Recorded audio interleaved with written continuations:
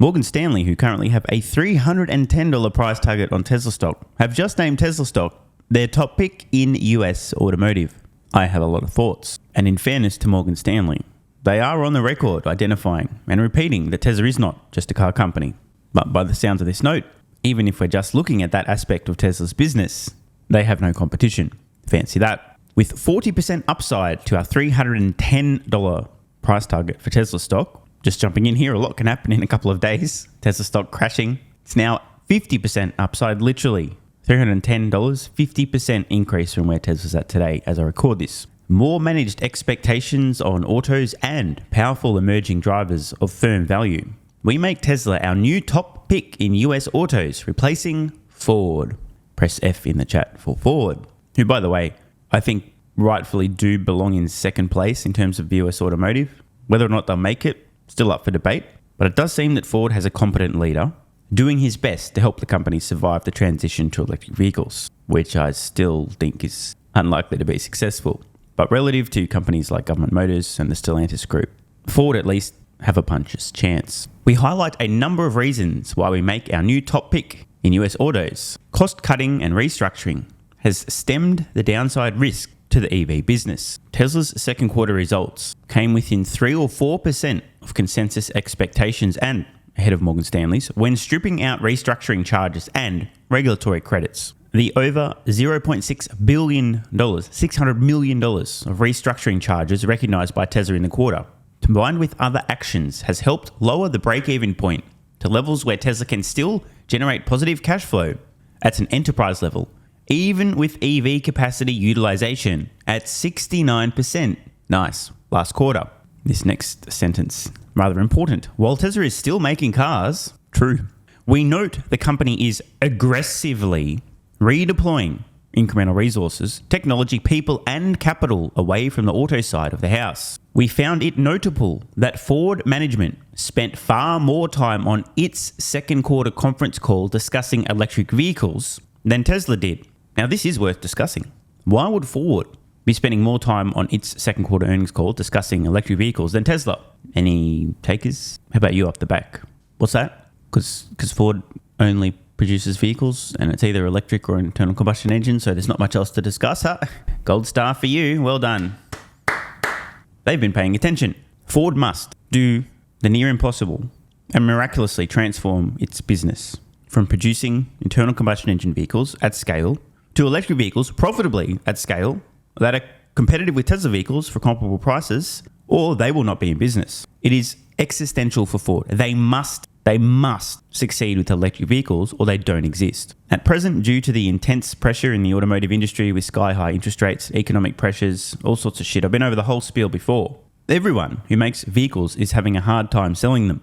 This is the nature of the automotive industry. It's highly cyclical, very sensitive to interest rates and other economic factors. If the cost of putting food on the table has essentially doubled in the span of a year or two, purchasing a new vehicle is probably not at the top of people's priorities as a household. This is creating a false signal to companies like Ford that they'd better slow down their EV production because consumers aren't quite ready. It's not that consumers don't want electric vehicles, it's that they can't afford to pay what companies like Ford need to sell them for to avoid going bankrupt. So catch-22 right here. Companies like Ford can either slow down the transition to EVs and then they'll never make it, e.g. they're fucked, they go bankrupt, or they can keep aggressively investing in electric vehicles and cumulatively losing billions and billions of dollars every single quarter and go bankrupt even faster. Ford know they need to make EVs at scale profitably, otherwise they're not going to be in business. Whether or not they say that out loud is a different matter, but they know, they're not that dumb. Investors seem to know as well. Electric vehicles are Ford's lifeboat.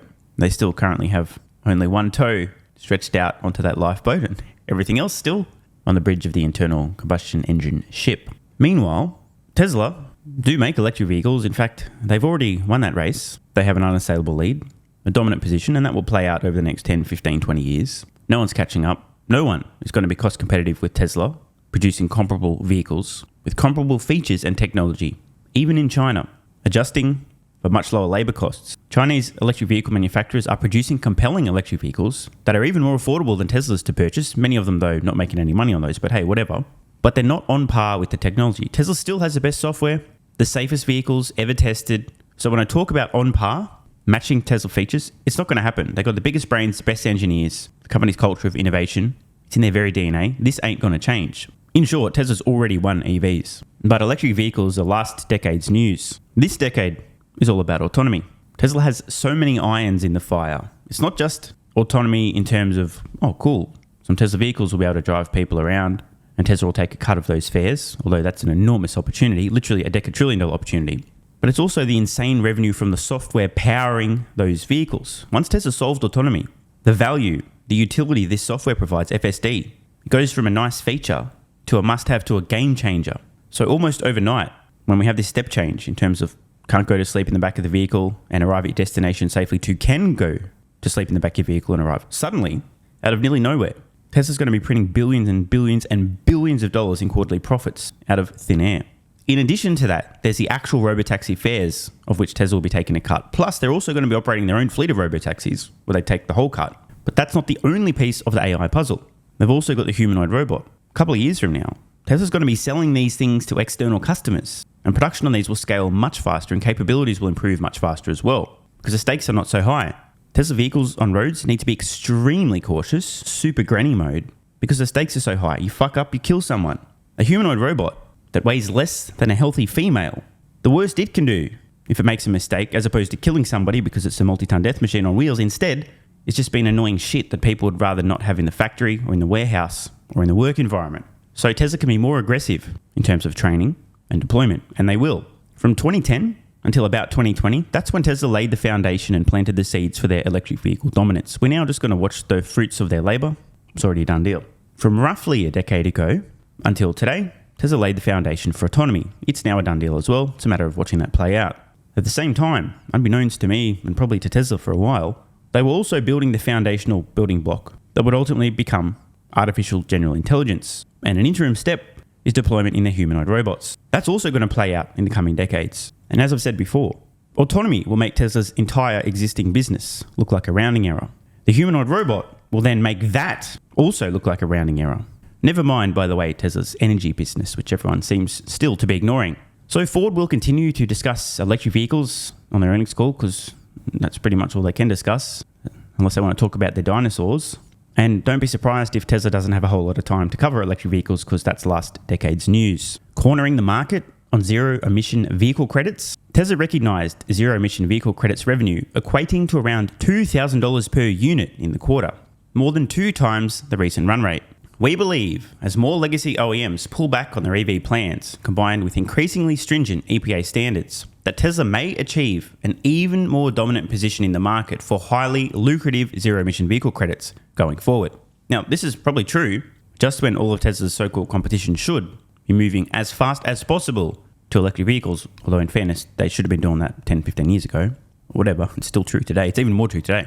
They're pulling back. Think about how fucked you need to be as a company to think, we need to make EVs at scale profitably or we're going bankrupt. But let's not do that. In fact, let's not just not do that, but also while we're not doing that, have to pay a company that's ultimately going to accelerate our own demise billions of dollars because we're not doing the thing that we need to do to survive. It's like a double whammy. And seriously, these legacy automotive manufacturers right now slowing down, basically getting Eiffel Towered by Tesla and zero-emission vehicle credits, which they're paying to Tesla to fuck them even harder. In Ford's second quarter 10Q, in item 2 of its MD&A section, the company disclosed it entered into agreements to purchase an incremental $3.8 billion of regulatory compliance credits in North America and Europe, combined with previous balances, $700 million, and current period credits used, $100 million. We estimate Ford has a total of $4.4 billion of regulatory credits for use in the current and future model years. By the way, I saw this nugget appear on X. Looks like a screenshot from LinkedIn from Ashley Ramanathan, who posted, after almost 4 years, I made the difficult decision to leave Tesla a few weeks ago.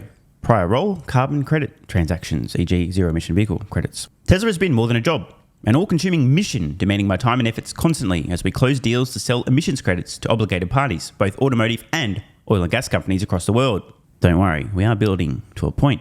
I feel privileged to have been part of elite teams, past and present at Tesla, working on many important initiatives globally, with our policy team in particular. Decision-making is so fast, Tesla often decided, failed and corrected course before others had started their first round of discussions. It's true. Are you ready? Whilst sad to leave a company that is a force of and for nature, I am glad to be able to leave on a high, with a record $890 million revenue recognised in the second quarter, with $5 billion worth of deals closed and to be recognised in the coming quarters and years. Were you listening? $5 billion worth of deals closed and to be recognised in coming quarters and years. $5 billion of free money just from these regulatory credits. These companies are literally paying Tesla billions of dollars to put them out of business faster. You just can't make this stuff up. It's crazy. We anticipate other car companies, such as Government Motors and the Stellantis Group, may be wading more deeply into the zero-emission vehicle market as buyers in the quarters ahead. We estimate Tesla may account for as much as half the credit sales in the market, supporting a 100% margin business for Tesla that may not be anticipated by the investment community at this time. Managing exposure to China risks. Tesla's China-sourced revenues accounted for 18.2% of total Tesla revenues in the second quarter. They go on to say that they expect over the long term, this number will fall. I mean, obviously, as I've said in the past, Tesla doesn't sell vehicles everywhere on Earth today yet. In the future, they will. So by default, that's going to dilute the percentages of revenue coming from everywhere. By 2030, we forecast that China accounts for approximately 10% of Tesla auto unit volume and between 6 and 7% of total group revenue. Speaking of Tesla China, I saw this. Tesla China has founded Tesla Insurance Brokerage, and Tom Zhu became CEO and chairman of the board of directors. So, Tesla China founds Tesla Insurance Brokerage. Spoiler alert, Tesla Insurance coming to China. Don't sleep on this. Tesla Insurance over the long term is going to print billions of dollars. Increased contribution from recurring services revenue. Services and other revenue accounted for 10.2% of total company revenue in the second quarter and 9.7% of sales on the trailing monthly basis. It's notable that the services and other revenues increased 21% year over year, while automotive revenues decreased during the same period. We note that these services revenues should largely grow in line with the growth of Tesla's installed car population, which we forecast to rise to 24 million units by 2030. Strong position in fast-growing energy storage portfolio. From our discussions, investors are starting to consider the potential, look at these qualifying words, starting to consider the potential for Tesla to be an expression on the AI theme. But recent indicators of climate change are bringing even greater attention to Tesla's dominant position in energy storage. Severe storms and unusual global weather phenomena, including heat waves, may be focusing investor attention on companies that may be well positioned to address climate and energy-related problems. I'm just laughing about how many incredible multi-trillion-dollar pies Tesla has its fingers in. We see potential for the Tesla energy business to be worth more than the autos business. Now, this definitely could, in theory, happen, not because the automotive business collapses, but because energy continues to grow and grow and grow and grow and grow. Investors are focusing on the theme of generative AI acceleration, spurring a multi-generational increase in energy demand, and a recent roughly 2 times beat in Tesla's second quarter energy storage deployments, with gross margins roughly 2 times that of the auto business. Optionality on new expressions in AI and autonomy. As we continue our analysis of the overlap of AI and robotics, it is increasingly clear to us that the commercial opportunity of non-auto expressions of embodied AI, e.g. humanoid robots and so on, is likely far larger and faster adopting than that of autonomous cars. So let's just take a moment here. As I mentioned earlier, Tesla can take more risks with training and deployment of their humanoid robots because the stakes are not so high, so this is fair. Plus, manufacturing them, there's less physical material that needs to go in them, so in theory, you should be able to make them faster. Never mind the fact that eventually there'll be recursive manufacturing where the humanoid robots are making more humanoid robots. But this is an important observation. I agree with Morgan Stanley here. I think many investors eventually, when they see the first robotaxis, Tesla robotaxis, and Tesla starts printing ridiculous money and people shit their pants and go, holy fuck, it actually happened. Many investors will mistakenly use Tesla's timeline in terms of solving autonomy as a yardstick to measure how long it's going to take to nail the humanoid robot. This is a massive mistake after all. The majority of the work has already been done with Tesla FSD. They've essentially transplanted the brain of the car into the humanoid robots, and as I said, they can deploy and train the humanoid robots much faster, so progress should be faster, plus they'll be able to manufacture them faster at scale. I don't think investors widely are going to realize this. They're probably going to assume, well, it took Tesla about a decade to solve autonomy, so maybe a decade or so for humanoid robots. Morgan Stanley continue. We believe the humanoids opportunity is far bigger and faster adopting than autonomous cars, and will see a greater quantum of capital behind it. Tesla is at the epicenter of the theme. Investors may need to add new tabs to their Excel models, bro. They're speaking my love language right now. I've been roasting and laughing about people ignoring this and not including them. Where do I stick that in my...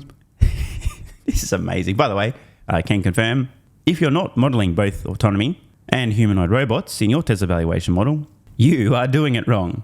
For the 12 people watching who don't already know, I published my Tesla valuation model exclusively on Patreon. Spans the next 10 years. Bear case, base case, bull case, and even a hyperbull case, plus a weighted average. If you want to see it, click the link in the pinned comment to join Patreon at the investor level or above. Risk considerations. We believe near-term expectations around FSD and Robotaxi may be too high.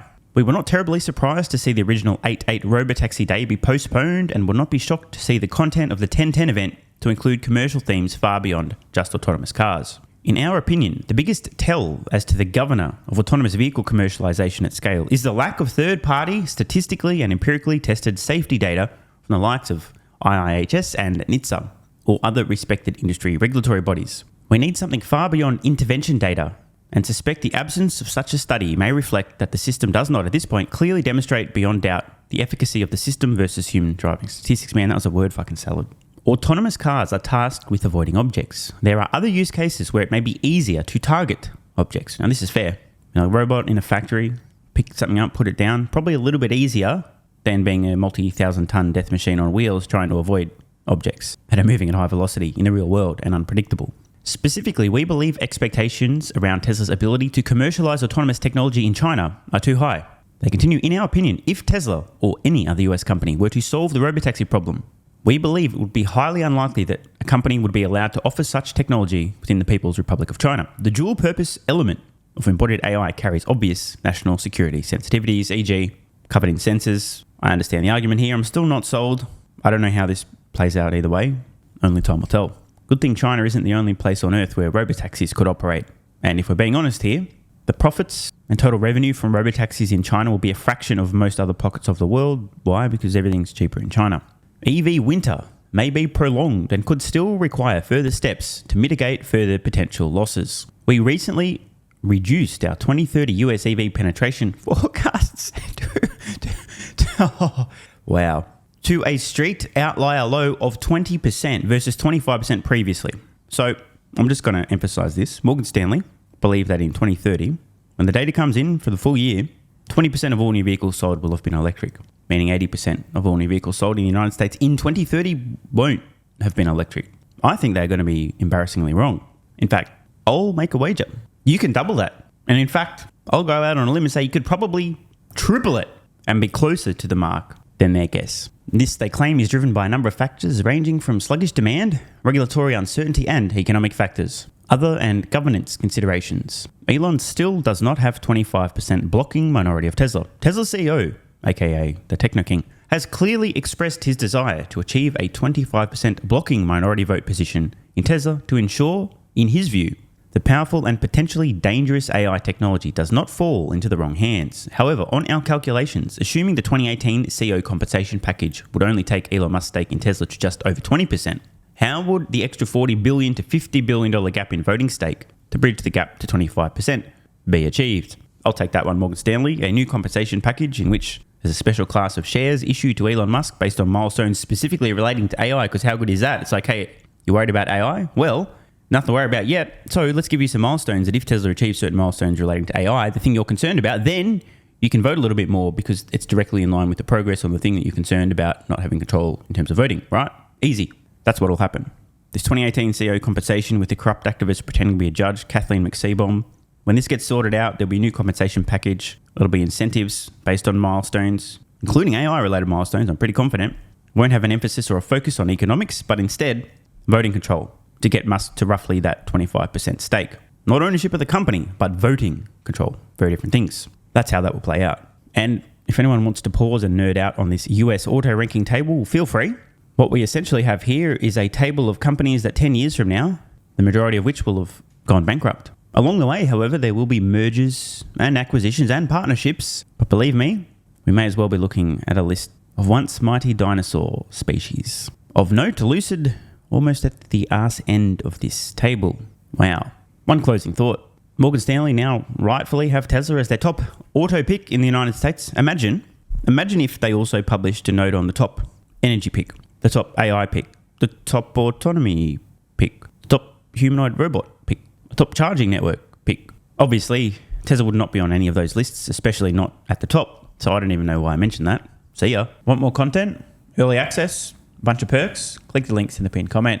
AG1 is awesome. I've been taking it daily now for more than 3 years. It's a great way to fill in nutritional gaps. It's packed full of vitamins, minerals, and whole food source nutrients, plus has prebiotics, probiotics, and adaptogens to improve gut health, regularity, and help your body handle stress. I'm always looking for an edge to help me feel and perform my best, which is why I haven't missed a day of AG1 for more than 3 years. And I haven't missed a daily video in more than 3 years. Must be a coincidence, right? Just try it and see how you feel. Click the link in the pinned comment or head to drinkag1.com/SMR and get yourself a free 1-year supply of vitamin D3 plus K2 and 5 travel packs. But don't take my word for it. This is what viewers of the channel had to say after trying AG1.